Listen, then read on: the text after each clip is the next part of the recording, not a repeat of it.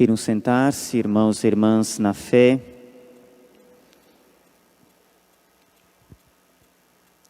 A liturgia da igreja, ela é muito rica e ela vai ajudando a comunidade, o povo de Deus, a compreender, todo o desígnio salvífico de Deus, como que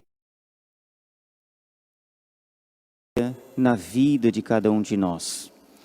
Por isso tem os ciclos litúrgicos, e a gente está dentro de um ciclo litúrgico do Advento, para preparar algo maior.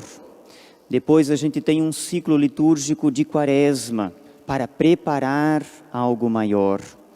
Nós temos depois um ciclo de vida chamado tempo comum, para viver aquilo que era maior e que nós celebramos e experimentamos.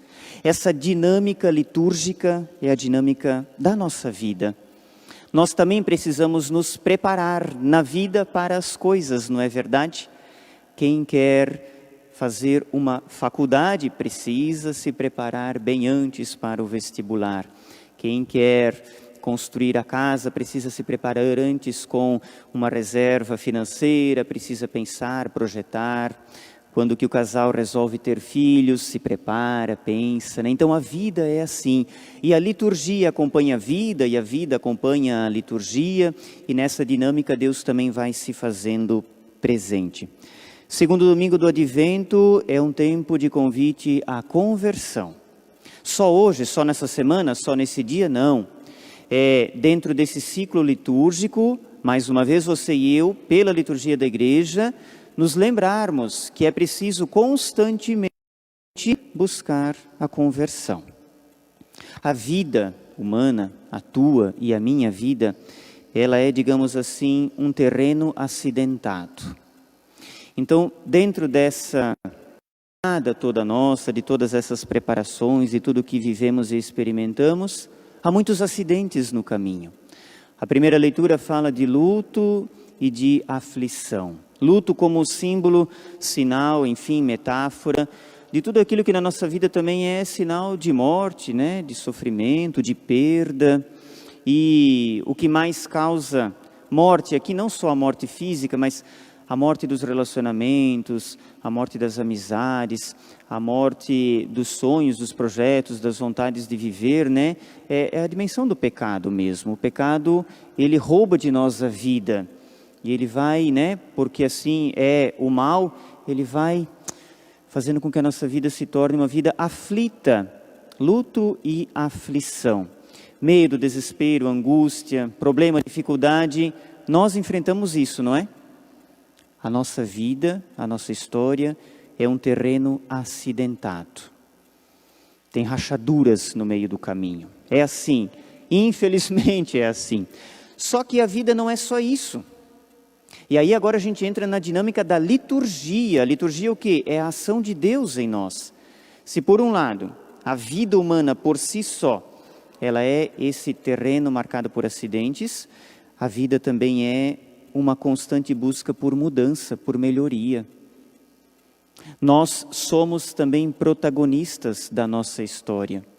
Nós também construímos aquilo que desejamos, aquilo que queremos. E com o quê? Com a graça de Deus. Sozinhos não.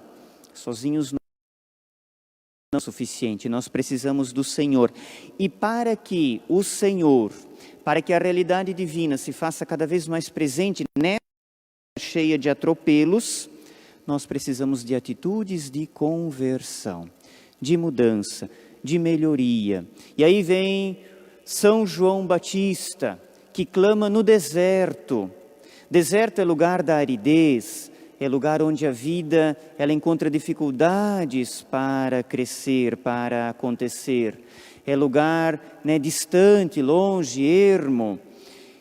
É nesse deserto da nossa história que vem a palavra de Deus para nos chamar e nos convidar à conversão, à mudança.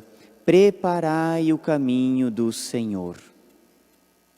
Nós precisamos, com as nossas buscas e lutas, preparar a vida para que o Senhor venha ao nosso encontro e encontre lugar nela. Como preparar o caminho do Senhor? terreno acidentado que é a nossa vida. 3 atitudes. A primeira delas, a vida de oração. A vida de oração permite que Deus encontre lugar e espaço em nós.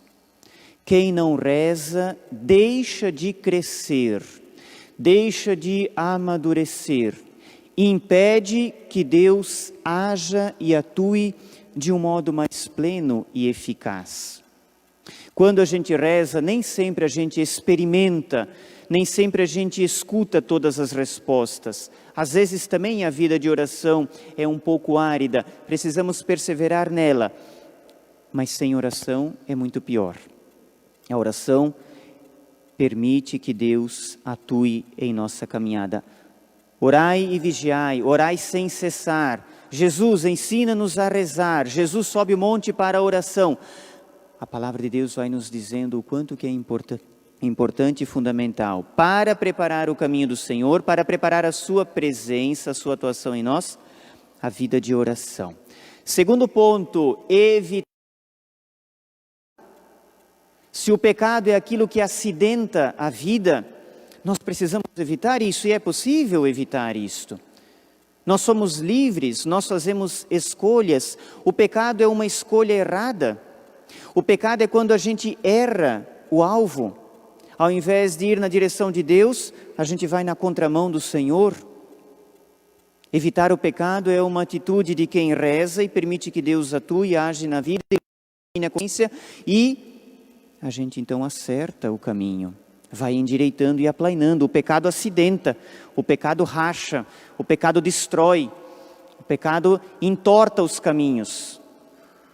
Evitar o pecado, e a gente pode, a gente consegue, é um esforço, é uma busca, é uma luta sim, mas no fim das contas sou eu, é você que decide se vai mentir ou não, se vai ser honesto ou desonesto, a gente decide isto, se vai passar a fofoca adiante ou não, a gente decide se vamos julgar e condenar alguém, ou vamos acolher e tentar compreender o porquê aquela pessoa é assim. Evitar o que é errado, evitar o pecado. Vida de oração, evitar o pecado. E uma terceira atitude muito importante e fundamental para o processo de conversão é o desapego. O que é desapegar-se? É ser livre diante das coisas que nós temos. O poeta Victor Hugo tem uma poesia chamada Desejos, e uma poesia longa, e um dos versos ele diz assim: eu desejo que uma vez por ano você pegue todo o seu dinheiro, coloque em cima da mesa e diga: tu és meu, para que fique bem claro quem manda em quem. O desapego é isso, é dinheiro como símbolo de toda a materialidade da vida, todas as coisas que o tempo, a ferrugem e a traça corroem. Diante disto, eu digo: não é eu que sou teu. Olha como que a oração inicial de hoje, a oração do dia nos pede: Senhor, que as coisas deste mundo não me impeçam de correr ao encontro do teu Filho. Então, o desapego diante das coisas que temos, evitar o pecado e cultivar a vida de oração. Isso é caminho de conversão, e isso é possível a todos nós. E aí a gente entende que aplainar caminhos, abaixar montanhas, aterrar os vales, não é ir lá pedir para a prefeitura a máquina, a patrola, né? Que venha lá na nossa rua consertar, não é isto. É a nossa vida acidentada, que por meio de um desejo e vontade de conversão, Deus vai aplainando, vai endireitando. A gente vai encontrando a paz, a gente vai encontrando o caminho. A luz, que é Jesus, vai realmente guiando e iluminando os nossos passos. Tudo isto para quê? Para que aquilo que o apóstolo Paulo fala ao povo da comunidade de Filipenses seja dito também a cada um de nós. Aquele que começou em vós uma obra, há de levá-la à perfeição. No teu batismo e no meu, Deus começou em nós uma obra. Que obra é esta? É de reajuste da vida, né? De que todos os acidentes sejam consertados. De que todas os caminhos tortos sejam endireitados, que a vida encontre a plenitude. Ele quer levar a bom termo esta obra da santidade, da felicidade, da realização do projeto e do plano dele em nossa vida. E assim nós vamos também cantar com o salmista: maravilhas fez conosco o Senhor. Alguém que se decide pela conversão, pela mudança, pela escolha da santidade. Esse tempo litúrgico de advento é tempo de conversão.